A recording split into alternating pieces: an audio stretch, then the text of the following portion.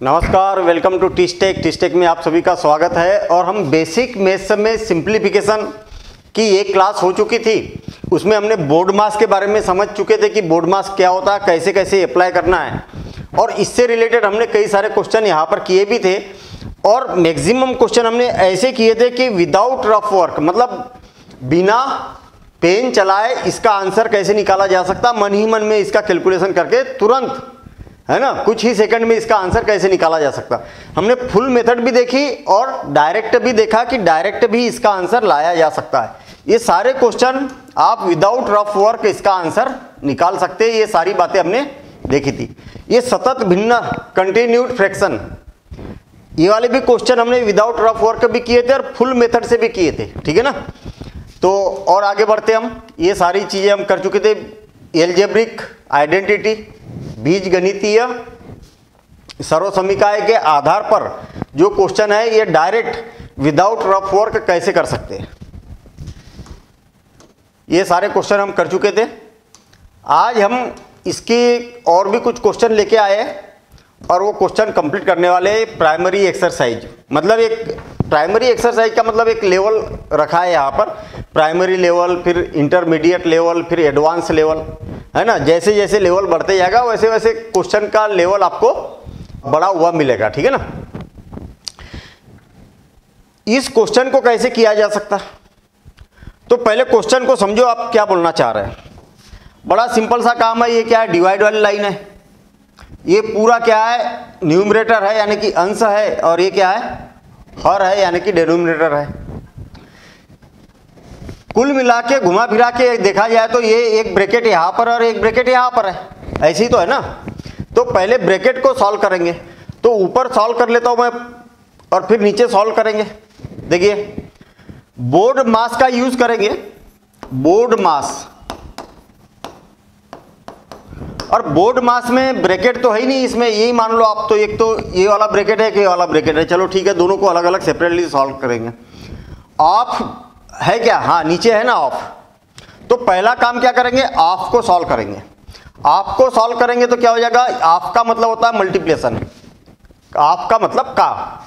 तो कितना बच गया नीचे, 1/2 डिवाइडेड बाय 4 तिया 12 ना, 1/12, इतना हो गया नीचे।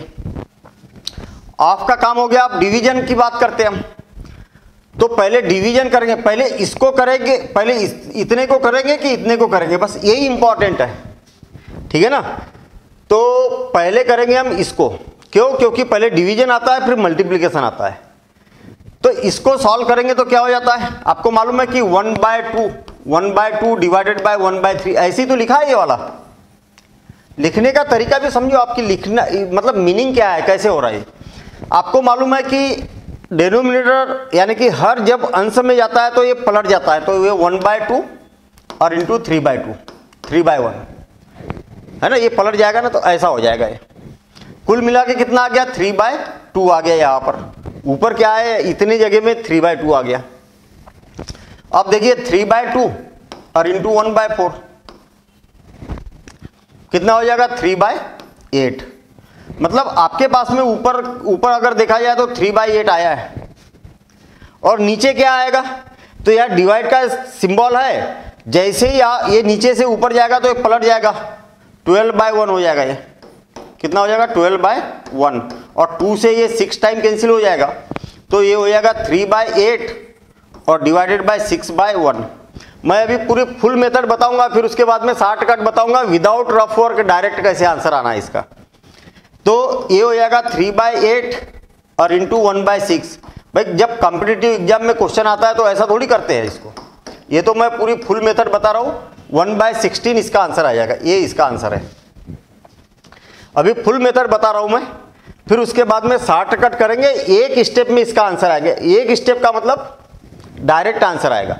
अभी हमने ऊपर पहले इसको हल किया, जो भी आंसर आया उसका इसके साथ कर दिया, फिर उसके बाद में पहले ऑफ को करेंगे यानी कि का को करेंगे, और फिर जो भी आंसर आएगा उसको इसके साथ करेंगे और इसको इससे डिवाइड कर देंगे, तो ये 1/16 इसका आंसर आ गया। चलिए ठीक है, अब देखना डायरेक्ट बता रहा हूं मैं, डायरेक्ट विदाउट रफ वर्क इसका आंसर निकालेंगे हम कैसे। किसी को भी कर लो, पहले न्यूमरेटर कर लो या डिनोमिनेटर कर लो, यानी कि अंश कर लो या तो हर कर लो, एक कोई भी कर लेते हैं हम। अब शॉर्टकट तरीके से देखते हैं हम, तो ये क्या हो जाएगा, पहले इतने को सॉल्व करेंगे तो ये होगा क्या, ये बताइए आप। ये डिवीजन का सिंबल है तो ये पलट जाएगा, तो कितना आ जाएगा 3/2, और 3/2 और 1/4 कितना हो गया 3/8, मतलब ऊपर आ गया आपके पास में 3/8।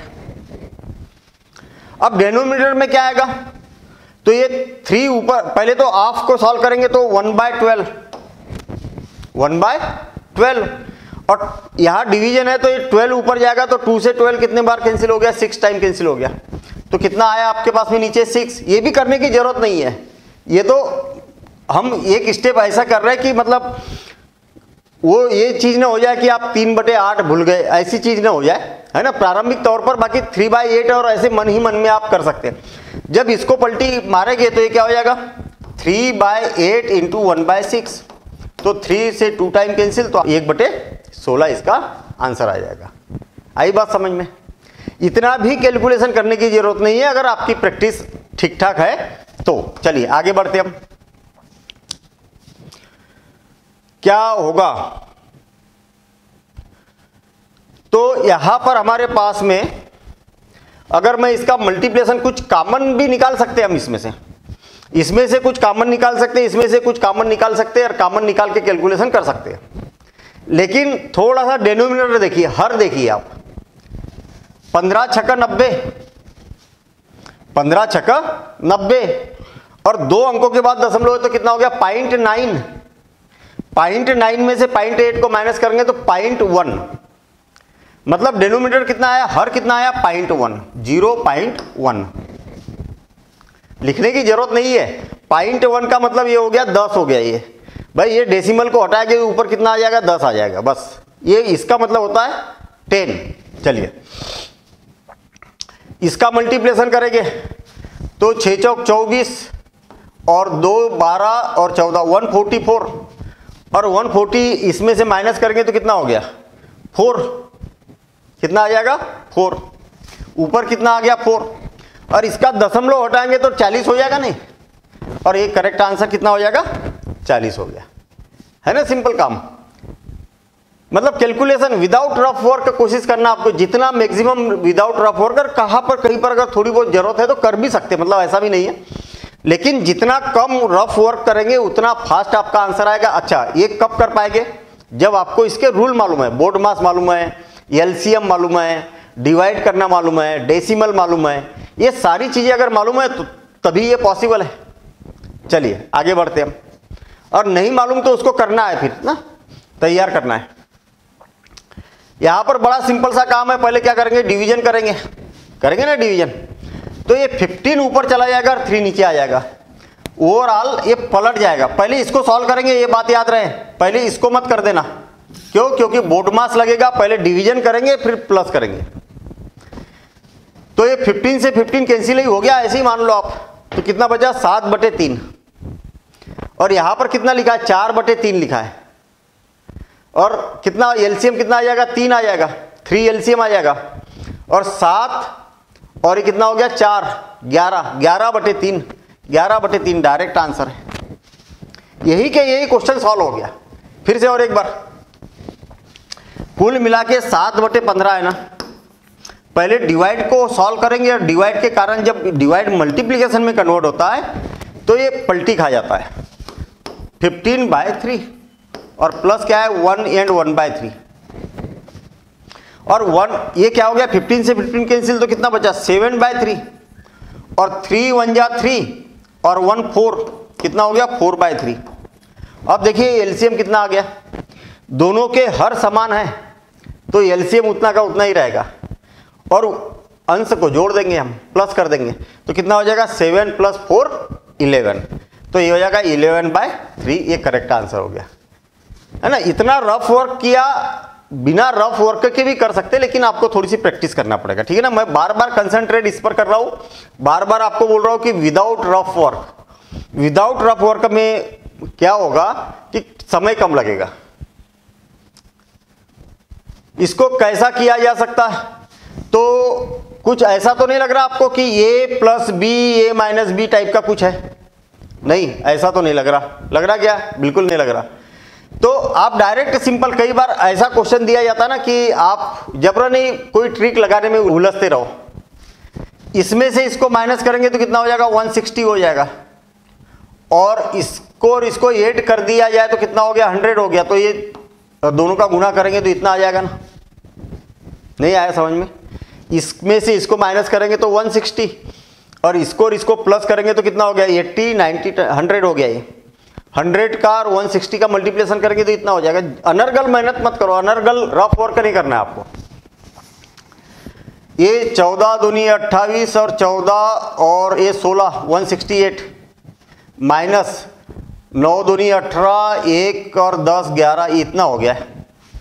अब मुझे एक बात बताइए कि इसमें से इसको माइनस करेंगे तो कितना बचेगा? 50। कितना बचेगा? 50। एक जीरो से एक जीरो कैंसिल, 5 तिया 15, 5 दूनी 10 और एक जीरो, 320। कितना रफ वर्क किया हमने? बिल्कुल मामूली सा, है ना? और भी कम कर सकते हो आप। इसको इसमें से इसको माइनस किया डायरेक्ट 1600, हाँ इतना तो काम किया ही ना हमने, है ना? और यहाँ पर ये वाला कैलकुलेशन मन ही मन में कर सकते हो। मतलब जितना आप रफ वर्क कम लिखोगे, मतलब पेन जितना कम चलाओगे उतना कम समय लगेगा। शुरू में ज़्यादा लगेगा, फिर धीरे धीरे धीरे धीरे टाइम कम हो। मतलब डायरेक्ट आंसर इसका क्या हो जाएगा? 320। चलिए ठीक है, आगे बढ़ते हम। इसका आंसर क्या होगा? तो बड़ा सिंपल सा क्वेश्चन दिया है ये तो। इसमें इसको इससे डिवाइड करना है। आपको मालूम है सेम नंबर को सेम नंबर से डिवाइड करेंगे तो क्या होता है? 1 होता है। बिल्कुल सिंपल सा क्वेश्चन। 4 और 4 का मल्टीप्लिकेशन करेंगे तो कितना? 64 और 3 जीरो लग जाएगा। तो ऐसा कहीं पर भी आंसर नहीं है। मतलब हमारे पास आंसर क्या रहेगा? ये आ जाएगा। ठीक है, चलिए आगे बढ़ते हम। कैसा करेंगे? क्या किया जा सकता है? तो आप चाहो तो कॉमन निकाल सकते हैं। किसको कॉमन निकाल सकते हैं? यहां पर 16 को कॉमन निकालेंगे हम, तो यहां पर क्या बचेगा? 1 और 16 चौक 64, यानी कि 16 और 1 17। ये समझ में आया क्या? ये नहीं आया? चलिए मैं फुल मेथड बताता हूं। इसमें से कुल मिला के 16 प्लस 4 इंटू 8 इंटू 8 है कि नहीं? या 16 इंटू 2 है कि नहीं है? 64 को ऐसा लिख सकते हैं हम। 64 को कितना लिख सकते हैं? 16 गुणित 4, है ना? 16 चौक 64। क्या इसमें और इसमें 16 दोनों में है? हाँ है। तो 16 को कॉमन निकाल दिया तो 1 प्लस यहां से 16 कॉमन निकला तो कितना बचेगा? 16। ये 16 बाहर निकल गया तो 4 इंटू 4 कितना हो गया? 16 हो गया। तो 16 और 1 17। ये कुल मिला के आप डायरेक्ट इतना काम कर सकते हो। इतना टाइम बचेगा ना आपका ये सब करने का। 16 कॉमन निकल गया तो 16, तो 4 16 और बचा 1, तो इतना। ये सब तब कर पाएंगे आप जब आपका कैलकुलेशन ठीक हो, आप सारी चीजें आप जानते हैं। ठीक है, इसमें से भी कुछ कॉमन निकाल दिया जाए। क्या कॉमन निकल रहा? 8 कॉमन निकल रहा। तो 4 तो इसमें से कॉमन निकाल दिया, 4 तिया तो 3 बचा, और 2 इसमें से कॉमन निकाल दिया तो 15 बचा, है ना? तो 15 तिया 45, 45 और 5 50। कितना हो जाएगा? 50। इतना हो जाएगा। तो ये 8 से 2 टाइम कैंसिल और 2 से 25 टाइम कैंसिल हो जाएगा ना, 17/25। अब कितना आंसर आएगा? तो 25 से इसको डिवाइड कर दो।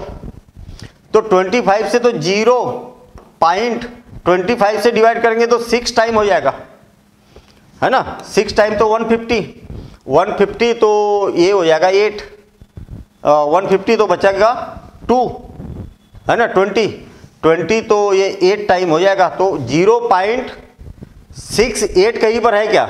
0.68 कहीं पर नहीं है, तो ये क्या हो जाएगा? 9/20 हो जाएगा। ठीक है ना? मतलब ज्यादा रफ वर्क नहीं किया। मतलब ये वाले डिजिट को आप याद रखने में थोड़ी सी तकलीफ जा सकती है, इसलिए हमने यहाँ पर लिख दिया और जितना पॉसिबल है उतना कैलकुलेशन कर दिया। 8 दूनी 16 और 2 से 25 बार कैंसिल हो गया, और 17 को अगर 25 से डिवाइड किया जाए तो इतना आ जाएगा। चलिए ठीक है, आगे बढ़ते हम। कैसे होगा? यहां पर क्वेश्चन मार्क लिखा हुआ है, तो क्वेश्चन मार्क लिखा है मतलब उसका मान ज्ञात करना तो बड़ा सिंपल सा काम है ना। अरे आप तो ऐसा सोच लिया करो ना कि 1/100 जिसका मान ज्ञात करना है वो 1 है, नहीं भी जरूरत नहीं है जबरन एनर्जी लगाने की, लेकिन परसेंट है तो इसका मतलब क्या हो गया, डिवाइडेड बाय 100। और एक जीरो से एक जीरो कैंसिल हो गया ना, हाँ हो गया। ये अलग पद है, ये अलग पद है, तो ये 21 को उधर भेज दो। 21 इस साइड जाएगा तो कितना हो जाएगा, 9, 3, 8 और 189 हो जाएगा। ये इस साइड जाएगा तो 189 हो जाएगा। अब देखना ये तो खत्म हो गया ना, ये इस साइड चला गया और इसमें से माइनस करके इतना आ गया। अब ये 10 का क्रॉस मल्टीप्लिकेशन करेंगे तो 0 आ गया और 42 आ जाएगा नीचे, 42 नीचे आ जाएगा। किससे कैंसिल कर दूं मैं, 6 से कर देता हूं मैं। तो 6 7 42, 6 3 18, 6 का 6, 6 पंचे 30, इतने बार कैंसिल हो जाएगा। और 7 चौक 28, 7 चौक 28 और 28 3 7 5 35, ये आ जाएगा 45 आंसर आ जाएगा। कैंसिल वगैरह करने के बाद 45 आंसर आ जाएगा। ओवरऑल यहां पर रूल कैसा लगा रहे हम, कई लोग क्या करते हैं कि इतने का कैलकुलेशन करते हैं फिर उसके बाद में इसको प्लस कर देते हैं, थोड़ा सा टफ हो जाएगा काम। ये अलग टर्म है, ये अलग टर्म है और ये अलग टर्म है, तो पद को आप उधर पहुंचाओ पहले। क्वेश्चन मार्क है तो उसको 1 से कंसीडर करो, परसेंट है तो डिवाइडेड बाय 100, और इसको कैंसिल कर दिया, ये तो पहले ही उधर पहुंचा दिया था, क्रॉस मल्टीप्लिकेशन किया तो हमारा आंसर आ गया। चलिए ठीक है, आगे बढ़ते हैं हम। कैसा किया जाए, क्या किया जाए ये देखते हैं हम, है ना। देखना ये 16 9 जा कितना हो गया, 144, हाँ बिल्कुल सही है। और डिवाइडेड बाय 12, पहले कोष्टक को हल करेंगे ना, डिवाइडेड बाय 12, तो 144 को अगर 12 से डिवाइड किया जाए तो 12 ही आएगा। तो हमारे पास में हर कितना बचा है, 12, याद रखना 12 को रख सकते हैं ना याद, 12 नीचे है अभी। इसमें से 12 कॉमन निकल जाएगा, देखो इसमें भी 12 है, इसमें भी 12 है, और जो 12 था उससे कैंसिल हो गया, अब नीचे कुछ नहीं बचा।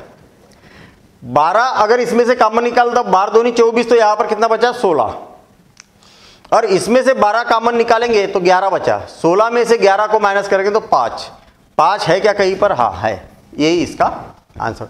कितना सिंपल काम है, थोड़ा सा प्रैक्टिस करेंगे तो। अब आप सोचोगे कि सर नहीं आपको शायद रूल याद हो गए या आपने बहुत ज़्यादा प्रैक्टिस कर ली। अरे रूल याद हो गए नहीं, रूल मालूम है, याद नहीं है, मेरे समय कुछ याद नहीं होता है, मालूम है तो आप भी मालूम करो, कोई दिक्कत थोड़ी है, ठीक है ना। अब हम इसके बाद में पूरा चैप्टर लंबी क्लास लेंगे, और चैप्टर जैसे परसेंटेज है तो परसेंटेज पूरा एक क्लास में कंप्लीट, है ना। कोशिश करेंगे कि एक क्लास में, बहुत ज़्यादा अगर लंबा होगा तो 2 क्लास में 3 क्लास में भी कर सकते हैं, लेकिन कोशिश करेंगे कि आपका मैक्सिमम चैप्टर क्लास में कवर हो जाए और क्वेश्चन भी आपको मिलते जाए, ठीक है ना। रूल किया उसके क्वेश्चन किए, फिर रूल किए फिर उसके क्वेश्चन किए, और आप प्रैक्टिस करते रहो तो बढ़िया काम आपका हो जाएगा। चलिए अगला क्वेश्चन देखते हैं। अब यहां पर एक कोष्टक लगा हुआ, आपको शायद दिख नहीं रहा होगा, ये यहां पर बार कोष्टक लगा हुआ है, बार लाइन कोष्टक, ठीक है ना। ये लाइन कोष्टक को जरा ध्यान से समझना, ये कई बार बच्चे गड़बड़ करके आते हैं इसमें। बच्चे समझते हैं कि -4 और -3 लिखा हुआ है, यहां पर नहीं लिखा तो है, एक्चुअल क्या लाइन ब्रैकेट यहां पर है ना, तो इसका मतलब क्या है, ये यहां पर एक कोष्टक ऐसा लगा हुआ है, यानी कि ये माइनस जो है ना इनके सामने लगा हुआ है, ये बात याद रखना, ठीक है ना। माइनस का 4 नहीं है, माइनस ये दोनों का है। तो 4 में से 3 को माइनस करेंगे, पहले छोटे लाइन ब्रैकेट को सॉल्व करेंगे तो 1, 5 में से 1 को माइनस करेंगे तो 4, मतलब यहां तक कितना आंसर आया, 4। 12 में से 4 को माइनस करेंगे तो 8, चलिए यहां तक कितना आंसर आया हमारे पास, 8।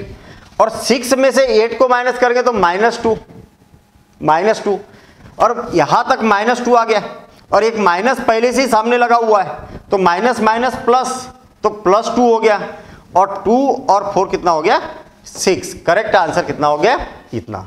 फिर से और एक बार, आपको मालूम है कि लाइन ब्रैकेट को पहले सॉल्व किया जाता है, 4 - 3 1, और 5 - 1 4, 12 - 4 8, 6 - 8 -2, माइनस और माइनस प्लस, 4 + 2 6, ये ऐसा सब बोलेंगे ना तो बोलने में भी तो टाइम लग रहा, आप खटाखट करेंगे ना, बस ये इतना हो गया, इतना हो गया, इतना हो गया, तो बिल्कुल भी टाइम नहीं लगना है। ठीक है ना, चलिए आगे बढ़ते हैं हम। ये क्या होगा, ये क्या हो जाएगा, तो देखिए यहां पर क्यूब है 2.3 का होल क्यूब माइनस 0.3 का भी तो होल क्यूब है, ये है क्या? अरे 3 का क्यूब क्या होता? 27। एक अंक के बाद दशमलव है तो क्यूब है, इसलिए 3 अंकों के बाद दशमलव लगाएंगे। नहीं आया क्या समझ में? कोई दिक्कत नहीं। आप 0.3 इंटू 0.3 इंटू 0.3 करेंगे तो कितना आएगा? तो दशमलव को भूल जाओ थोड़ी देर के लिए। 3 तिया 9 और 9 तिया 27, 27 आएगा। कितने डिजिट के बाद डेसिमल लग रहा है यहाँ? 1 2 3 डिजिट के बाद में डेसिमल लगेगा तो इतना आ जाएगा। तो कुल मिला के इसको आप ऐसा लिख सकते हो ना, है ना। चलिए डिवाइडेड बाय, जब यहां पर ऐसा है तो आप नीचे देखिए, आप 2.3 का क्यूब है, हाँ स्क्वायर है, प्लस और यहां पर भी क्या है 0.3 का स्क्वायर है क्या? है ना। 0.3 का स्क्वायर क्या होता है? 0.09 का, है ना, इतना होता ना। यहां पर क्या है 2.3 इंटू 0.3 है क्या? ऐसा इसका दोनों का मल्टीप्लिकेशन करेंगे तो इतना होगा। अब आप बोलोगे कि आपने कैसे पता ऐसा ही करेंगे, ये भी बात है ना, ऐसा ही करेंगे कैसे पता चला? तो ओवरऑल अगर आपके पास में A cube minus B cube, देखिए ये बेसिक है, A square plus A B plus B square अगर है ऐसा तो एक फार्मूला होता है A minus B, A cube minus B cube का क्या होता है? A minus B, A square plus A B plus B square, ये फार्मूला होता है इतने का फार्मूला ये होता है। और डिवाइड में क्या है? A square plus A B plus B square. और आप देखिए इससे कैंसिल हो गया कि नहीं? तो ये ट्रिक तभी लगा पाएंगे जब आपके दिमाग में आइडेंटिटी है ना। अगर आपको ये फार्मूला ही नहीं मालूम तो आप इस अप्रोच पर पहुंच ही नहीं पाएंगे। कुल मिला के मेहनत करना है, आइडेंटिटी है, एक आइडेंटिटी पर बार बार क्वेश्चन करना है, वो आइडेंटिटी दिमाग में फिट हो जाएगी। ठीक है ना, परमानेंट घर बनाना है उसका। तो कुल मिला के आपके पास में सेम ऐसी सिचुएशन है तो आपको क्या करना है? केवल ये तो कैंसिल हो गया ना, ए माइनस बी करना है, बस आंसर आ जाएगा 2.3 और बी कौन है? 0.3। तो 2.3 में से 0.3 को माइनस करना है तो क्या हो जाएगा? हमारा आंसर ए हो जाएगा, है ना। इसमें से इसको माइनस करेंगे तो 2 आंसर आ जाएगा, बस हो गया काम। चलिए आगे बढ़ते हम। भाई ये आइडेंटिटी मालूम होना चाहिए, जब तक आइडेंटिटी मालूम नहीं रहेगी तब तक काम नहीं होगा। अच्छा यहां पर क्या किया जा सकता बताओ? अरे कोई स्क्वायर वाला तो काम दिख नहीं रहा, यहां पर दिख रहा क्या? अरे स्क्वायर जैसी कोई बात दिख रही क्या? नहीं दिख रही है।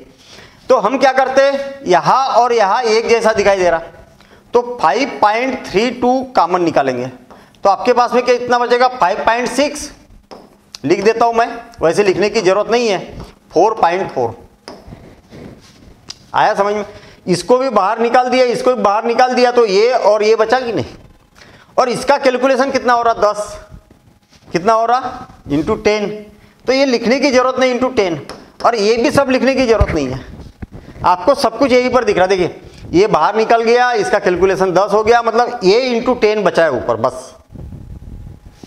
अब देखिए नीचे ए स्क्वायर माइनस बी स्क्वायर दिख रहा, हाँ दिख रहा।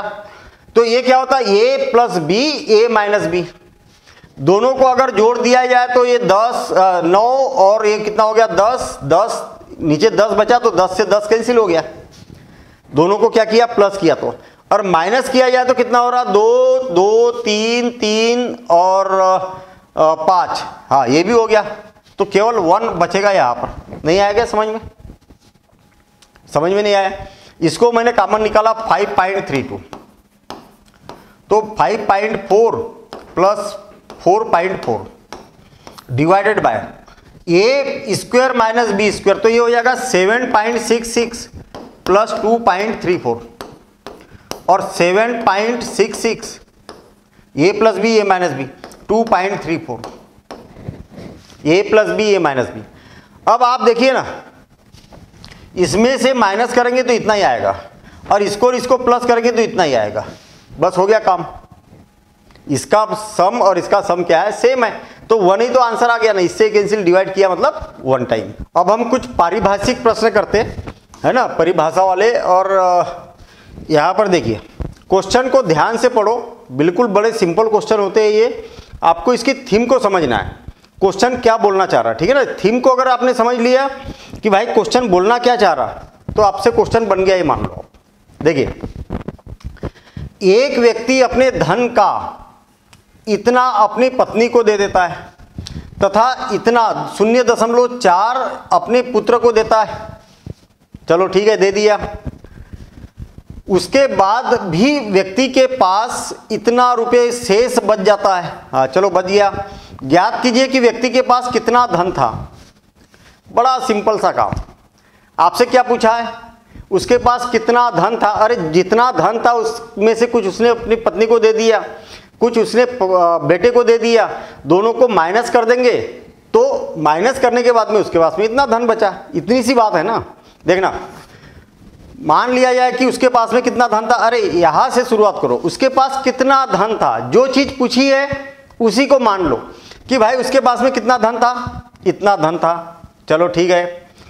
अब इसमें से क्या करता है, जितना धन था ना, जितना धन था उसमें उसका 0.375 उसकी पत्नी को दे देता है। इतना धन था, इतना उसने उसके पत्नी को दे दिया, तो कितना बचा उसके पास, इसमें से इसको माइनस कर देंगे और फिर जितना भी बचा उसमें से क्या करेंगे, उसके धन का 0.4%, 0.4 क्या करता है, उसके पुत्र को दे देता है।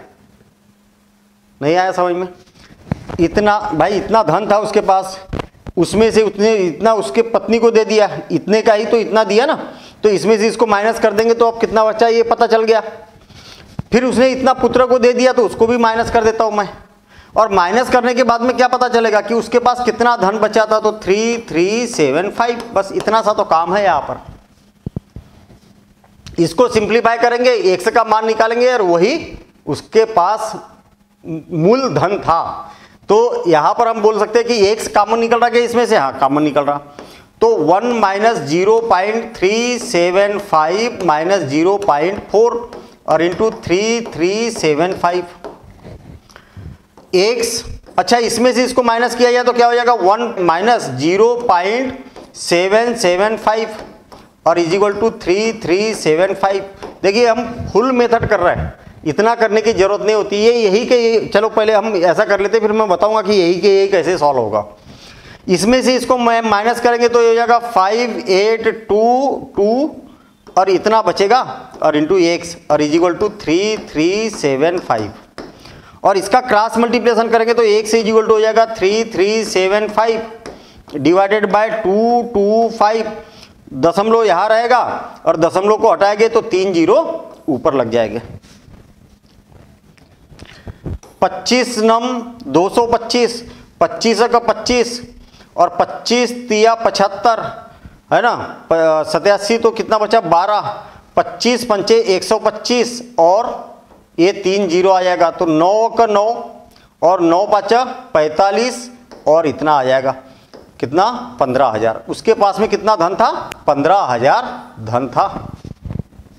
अब देखिए लंबी प्रोसेस हो गई, इसमें टाइम भी ज़्यादा लगेगा।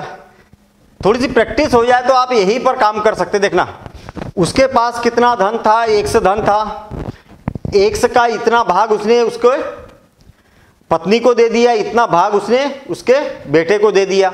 दोनों को प्लस करेंगे तो कितना हो जाएगा, कितना खर्च कर लिया उसने, तो इसको और इसको ये जो खर्च हुआ है ना इसको प्लस कर दिया हमने और इसको प्लस कर दिया तो कितना हो गया 0.775 और उसको 1 में से माइनस कर दिया तो कितना आ गया हमारे पास में 0.225। और आपको मालूम है ना कि भाई इसका इतना खर्चा हो गया तो अब ये इसको डिवाइड कर देंगे तो आंसर आ जाएगा आपके पास, ठीक है ना। तो ऐसा थोड़ा सा क्वेश्चन के साथ में फेमिलियर होना पड़ेगा। क्वेश्चन देखिए बहुत ही मजेदार क्वेश्चन है। बहुत ही मजेदार क्वेश्चन है। 9 संतरों का मूल्य 5 सेबों के मूल्य के बराबर है और 5 सेबों का मूल्य 3 आमों के मूल्य के बराबर है तथा 4 आमों का मूल्य 9 नींबुओं के मूल्य के बराबर है। यदि 3 नींबुओं का मूल्य इतना हो तो 1 संतरे का मूल्य बताइए। बहुत ही मजेदार क्वेश्चन है, देखना कैसे। मैं पहले इसको पूरा फुल मेथड से कर रहा हूं और इसका स्ट्रक्चर कैसे बनाना, स्ट्रक्चर बनाते आना चाहिए आपको। देखना, पहली बात तो 9 संतरों का मूल्य कितना है, 5 सेबों के बराबर है। 9 संतरों का मूल्य, 9 संतरों का मूल्य कितना है, 5 सेब के बराबर है, 5 सेबों के बराबर है। और 5 सेबों का मूल्य क्या है, 3 आमों के मूल्य के बराबर है। 5 सेब का मूल्य 3 आम के बराबर है तथा 4 आमों का मूल्य 9 नींबुओं के बराबर है। 4 आम का मूल्य 9 नींबुओं के बराबर है। आई बात समझ में? 9 क्या है, नींबू है ना, हाँ, नींबुओं के बराबर है। और 3 नींबू का मूल्य कितना है, इतना है। 3 नींबू का मूल्य कितना है, इतना है। तो मुझे एक बात बताइए कि जब 3 नींबू आपके इतने में आते हैं तो 1 नींबू कितने का होगा? अरे 4.8 रुपए के, 4.8 रुपए के 3 नींबू आते हैं तो 1 नींबू का मूल्य कितना होगा? तो हमारे पास में क्या है, 1 नींबू का मूल्य यहां पर पता चल गया भाई, इसमें 3 से डिवाइड कर दिया। जब 1 नींबू का मूल्य इतना है तो 9 नींबू का मूल्य कितना होगा? तो 9 का मल्टीप्लिकेशन कर देंगे, कोई दिक्कत? अब वापस चलना है अपने को इधर से इधर की ओर। तो 1 नींबू का मूल्य पता चल गया तो 9 नींबू का मूल्य कितना होगा, इतना होगा। जितना 9 नींबू का मूल्य है वही तो 4 आम का मूल्य है। तो कहने का मतलब ये 4 आम का भी मूल्य है। तो फिर 1 आम का मूल्य कितना होगा? तो 4 से डिवाइड कर देंगे। 1 आम का मूल्य कितना होगा? 4 से हमने डिवाइड कर दिया। तो आपको बस 1 आम का मूल्य पता चल गया। तो आपको कितने आम का मूल्य चाहिए? 3 आम का मूल्य चाहिए। तो 3 का मल्टीप्लिकेशन कर देंगे। अरे मल्टीप्लिकेशन करना है तो ऊपर लिखेंगे, डिवाइड करना है तो नीचे लिखेंगे। अब ये जो मूल्य है ना वो 3 आमों का मूल्य है, तो इतना ही तो 5 सेब का मूल्य है। ये कितना है? 5 सेब का मूल्य है। मतलब आपके पास में 3 आम का मूल्य इतना है तो वही 5 सेब का मूल्य है। और जितना 5 सेब का मूल्य है उतना ही तो 9 संतरों का मूल्य है।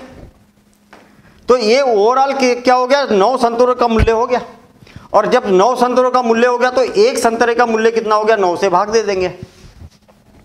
9 से 9 कैंसिल, 3 से 3 कैंसिल, 4 का 4 और 4 दूनी 8, 1.2 रुपये होगा।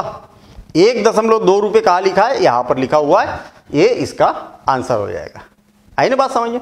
आप ये मत समझ बैठना कि ये सर इसमें तो 1.2 शून्य है।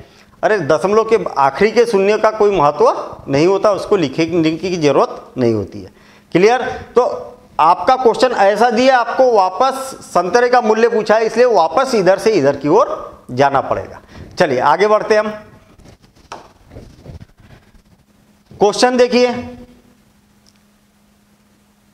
8 व्यक्तियों ने यात्रा के लिए एक कार का किराया बराबर बराबर वहन करने का निर्णय लिया। उनको कहीं पर यात्रा जाना होगा तो 8 लोगों को तो उन्हें कार की और उन्हें बोला कि सब बराबर बराबर वहन कर लेंगे।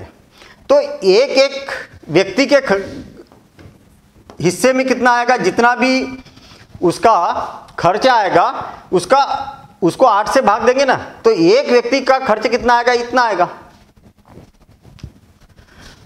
एक व्यक्ति के अनुपस्थित होने के कारण यह किराया शेष 7 लोगों में बराबर बराबर वहन किया गया।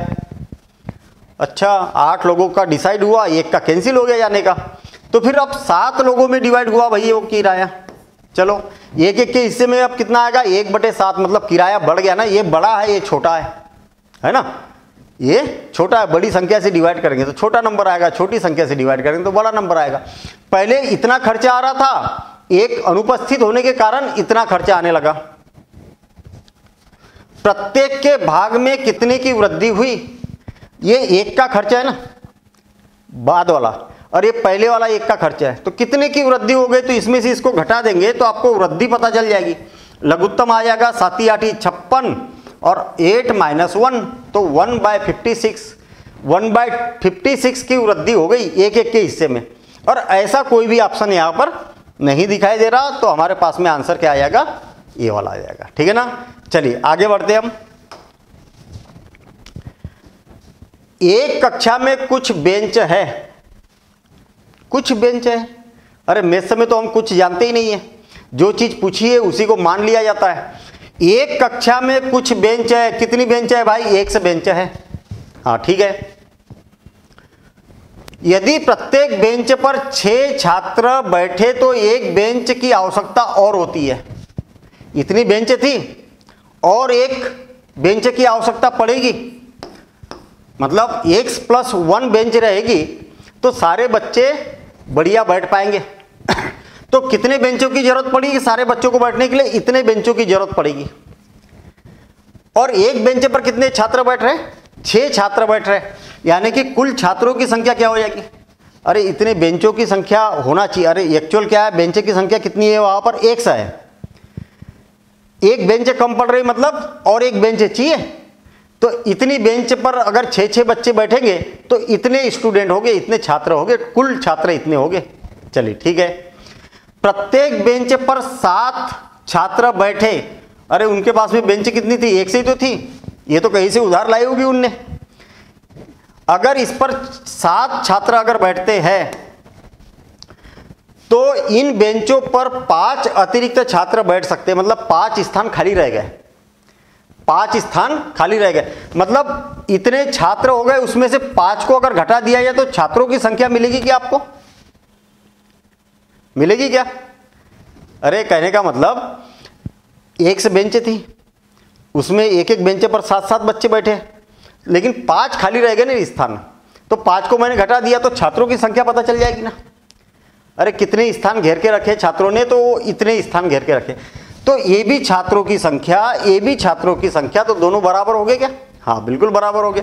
ये 6 का मल्टीप्लिकेशन करेंगे तो 6x + 6 = 7x - 5। ये 6x इधर जाएगा तो 7x में से तो 1 बचेगा, ये 5 इधर जाएगा तो ये कितना हो जाएगा, 11। मतलब x का मान कितना हो गया, 11। छात्रों की संख्या कितनी थी, आपको कुल कितने छात्र इस कक्षा में, कुल कितने छात्र है ये पता करना है। 11 बेंच थी लेकिन ये कम पड़ गई थी, मतलब कितने बेंच की जरूरत पड़ रही थी, 12 बेंचों की जरूरत पड़ रही थी, और एक एक बेंच पर 6 बच्चे बैठे, तो 12 × 72, कुल 72 छात्र उस कक्षा में थे। आई क्या बात समझ में। इतनी बेंच है उसके पास, मेरे पास इतनी बेंच है, मेरे को एक बेंच पर 6 बच्चों को बैठाना है, तो एक बेंच कम पड़ गई, तो मैंने कहीं से उधार लाई और x+1 हो गई बेंच, तो इतने छात्र बैठ पाएंगे बढ़िया आराम से। अब हमें बेंच की संख्या पता चल गई, तो छात्रों की संख्या पता करना है। तो इतनी बेंचें तो मेरे पास पहले से थी, 11 बेंचें तो पहले से थी, एक बेंच और मंगवाई थी मैंने, तो 12 बेंचें हो गई। 12 बेंच पर एक एक बेंच पर 6 बच्चे बैठे, तो 12 × 72, कुल छात्रों की संख्या कितनी हो गई, 72 हो गई। इसमें मान रखो चाहे इसमें मान रखो, दोनों का मतलब एक ही है। 1 का मान इसमें भी रखेंगे तो 11 × 7 = 77, 77 में से 5 को माइनस करेंगे तो 72 ही होगा दोनों, क्योंकि ये भी छात्रों की संख्या है, ये भी छात्रों की संख्या है। चलिए आगे बढ़ रहे हैं हम। 60 विद्यार्थियों की कक्षा में प्रत्येक लड़के ने उतने रुपए दिए जितनी लड़कियों की संख्या थी, तथा प्रत्येक लड़की ने उतने रुपए दिए जितनी लड़कों की संख्या थी। यदि कुल एकत्रित किया गया धन 1600 रुपए है तो कक्षा में लड़कों की संख्या कितनी है, लड़कों की संख्या कितनी है। अब लड़कों की संख्या बताना है हमें। कुल कितने छात्र हैं, 60 छात्र हैं।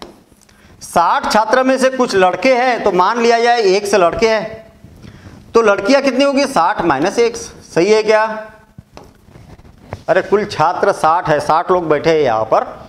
अब कुछ लड़के हैं कुछ लड़कियां, अगर मुझे कुल लड़कों की संख्या पता चल जाएगी तो 60 में से लड़कों की संख्या को माइनस करेंगे तो लड़कियों की संख्या आ जाएगी। ये हो गया। अब लड़कों की संख्या 100 है, इनने कितना जमा किया और कितना रुपए जमा किया, जितनी लड़कियों की संख्या कितनी है 60 ऋण x। नहीं आई बात समझ में? ये लड़कों की संख्या, ये उनने जो पैसा जमा किया उतना, और लड़कियों ने कितना जमा किया,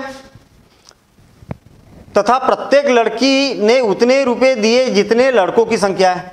कहने का मतलब लड़कियों की संख्या कितनी है 60 ऋण x, और कितना जमा किया जितने लड़कों की संख्या है। तो लड़कों का कुल धन इतना जमा होगा, लड़कियों का कुल धन इतना जमा होगा, दोनों को अगर जोड़ दिया जाए तो 1600 रुपये जमा हुआ है। कितना हुआ? 1600 रुपये जमा हुआ है। ये कितने बार हो गया? 2 बार हो गया।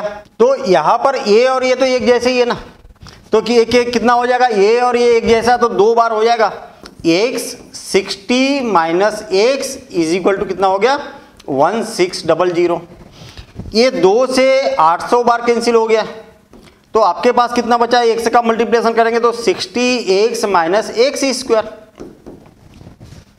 अगर आपको ऐसा लग रहा है कि ये कैसे कैंसिल हो गया, तो डिवाइड करके ले जाओ, है ना। ये 2 का तिर्यक गुना होगा तो नीचे जाएगा, और 2 से 800 बार कैंसिल हो जाएगा। ये सारा का सारा उस साइड जाएगा तो क्या हो जाएगा x square minus 60x plus 800, और ये बन गई क्या? क्वाड्रेटिक इक्वेशन, है ना, वर्ग समीकरण बन गया। अब वर्ग समीकरण हल करते आएगा तभी ये क्वेश्चन बनेगा, नहीं तो नहीं बनेगा। और मैं वर्ग समीकरण पर एक क्लास लूंगा मैं पूरी तरीके से, ठीक है ना। मतलब रेखिक समीकरण और वर्ग समीकरण, क्वाड्रेटिक इक्वेशन और लीनियर इक्वेशन, ये बहुत अच्छे से आना चाहिए आपको। अगर नहीं आता है तो कॉम्पिटिटिव एग्जाम के क्वेश्चन आपके वहीं पर फंसेंगे। लीनियर इक्वेशन बहुत अच्छे से आना चाहिए, बल्कि उसकी सारी मेथड आना चाहिए, ठीक है। और ऐसे क्वाड्रेटिक इक्वेशन की भी सारी मेथड आना चाहिए आपको। फार्मूला मेथड भी आना चाहिए, परफेक्ट स्क्वायरिंग मेथड भी आना चाहिए, फैक्टराइजेशन मेथड भी आना चाहिए। ये क्या हो जाएगा? -20 और -40 में ब्रेक होगा, तो कुल मिला के इसको सॉल्व करेंगे तो क्या हो जाएगा 20 और 40 आ जाएगा। आपके पास में कोई आंसर मैच हो रहा क्या? हाँ मैच हो रहा। तो क्या हो रहा? 20 मैच हो रहा, मतलब 20 हमारा यहां पर आंसर हो जाएगा। अगर यहां पर 40 होता तो 40 आंसर होता, कोई दिक्कत नहीं है। कहने का मतलब 20 छात्र है तो 40 छात्राएं होगी, और 20 छात्राएं है तो 40 छात्र हो गए, ठीक है ना। ऐसा चलिए आगे बढ़ते हैं। बहुत बढ़िया क्वेश्चन, सिंपल सा क्वेश्चन है, बिल्कुल सिंपल। एक धर्मशाला में पहले 3 दिन का किराया 50 रुपये है प्रतिदिन। मतलब अगर कोई 3 दिन रुकता है तो प्रतिदिन का किराया 50 रुपये है, यानी कि 3 दिन का किराया कितना हो जाएगा 150 रुपये हो जाएगा। ये बात समझ में आई क्या? अगर 3 दिन रुकता है कोई, 1 दिन भी रुकता है या 2 दिन रुकता है या 3 दिन रुकता है, तो 50 रुपये प्रतिदिन लगेगा उसको। तो कितना किराया देगा वो? इतना। अगर अगले 5 दिन रुकता है वो, तो 100 रुपये के हिसाब से लगेगा किराया। 5 रुपये रहेगा तो 100 रुपये लगेगा, तो कुल कितना है? 5 दिन का किराया कितना हो जाएगा? 500 रुपये हो जाएगा, ठीक है। और आरंभ में पंजीयन शुल्क कितना देता है? 50 रुपये देता है। चलो 50 रुपये भी इसमें प्लस कर देता हूं। अब आगे की बात, अगर अतिथि ने कुल 1300 रुपये का भुगतान किया, कोई आया होगा और उसने क्या किया 1300 रुपये का भुगतान किया होगा, तो मुझे एक बात बताइए कि इसका योगफल कितना हो गया? मतलब 500 और 700 रुपये हो गया। ये उसने कितना भुगतान किया? 1300 रुपये। 1300 में से 700 माइनस कर दिया जाए तो कितने बच गए उसके पास में? 600 रुपये। कुल मिला के 700 रुपये में कितने दिन रहा हो? 8 दिन रहा। तो 600 रुपये में कितने दिन रहा होगा? अगला किराया तो धर्मशाला में कितने दिन वो ठहरा होगा? अगले दिन का किराया कितना है? 300 रुपये के हिसाब से है। तो 300 रुपये के हिसाब से 600 रुपये में कितने दिन रहेगा? 2 दिन रहेगा। रहेगा कि नहीं रहेगा? तो 8 दिन ये रह गया था और 2 दिन और रह सकता, मतलब कुल कितना रह सकता हो? 10 दिन रहा होगा। नहीं आएगा समझ में? फिर से और एक बार मान लिया ये आप धर्मशाला गए, उसने आपसे 50 रुपये रजिस्ट्रेशन चार्जेस ले लिए, 3 दिन रहे तो उसका किराया भी 150 रुपये ले लिया, अगले 5 दिन का किराया फिर 500 रुपये ले लिया, मतलब 8 दिन रहे आप तो आपसे 700 रुपये उनने ले लिए। लेकिन कुल मिला के 1300 रुपये खर्च किया आपने वहां पर। इसका मतलब 700 रुपये 8 दिन का किराया हो गया, आप 600 रुपये बचे। तो 600 में कितने दिन रहेगा? 300 रुपये प्रतिदिन के हिसाब से 2 ही दिन रह पाएगा, मतलब 8 और 2 10 ऐसा। यहाँ तो हम समझने के लिए कर रहे हैं इसलिए इतना टाइम लगेगा, अदरवाइज आप अपने लिए करेंगे ना तो और भी फास्ट कर सकते हैं। ये सब लिखने की जरूरत ही नहीं होती, यहीं पर हो जाता है कैलकुलेशन। ये हो गया 50 यानी कि 150, 500, 650, 650 और रजिस्ट्रेशन का 50 यानी कि 700, 1300 रुपये उसने भुगतान किया, बच गया 600। प्रतिदिन का किराया अतिरिक्त का 300, तो 2 दिन और रहेगा, तो कितना हो गया, 10 दिन हो गया। बस यहीं पर आपको लिखने की जरूरत ही नहीं है, लेकिन ये तब होगा जब आपको पहले सारे रूल आना चाहिए, और रूल आने के साथ साथ में आपकी प्रैक्टिस होना चाहिए। ठीक है ना, चलिए आगे बढ़ते हैं हम। एक कक्षा प्रातः 10 बजे से प्रारंभ होती है, हाँ हो गई। दोपहर 1:27 बजे समाप्त हो जाती है, हाँ हो गई। कितने घंटे क्लास चली, तो 3 घंटे 27 मिनट, 3 घंटे 27 मिनट क्लास चली, है कि नहीं। अरे 10 बजे से लेके 1:27 तक कितने हुए, तो 3 घंटे 27 मिनट क्लास चली। ठीक है, 4 पीरियड होते हैं। कितने पीरियड होते हैं, 4 पीरियड होते हैं, तथा प्रत्येक पीरियड के बाद 5 मिनट का अवकाश होता है। अब कई लोग क्या करेंगे, हर पीरियड का 5 मिनट का अवकाश, तो 20 मिनट का अवकाश मान लेंगे। गलत। पहले पीरियड के बाद अवकाश, फिर दूसरे पीरियड के बाद अवकाश, फिर तीसरे पीरियड के बाद अवकाश, चौथे पीरियड के बाद तो छुट्टी हो गई ना, तो अवकाश कितने मिनट का हुआ, 15 मिनट का हुआ। 3 ही तो है ना बीच में, पहला पीरियड हुआ, पहले और दूसरे के बीच में एक अवकाश, दूसरे और तीसरे के बीच अवकाश, और तीसरे और चौथे के बीच में अवकाश, तो कुल कितना अवकाश हुआ, 15 मिनट का। 15 मिनट मैं इसमें से घटा देता हूं, ये हो जाएगा 2 और 1 12, 3 घंटे 12 मिनट।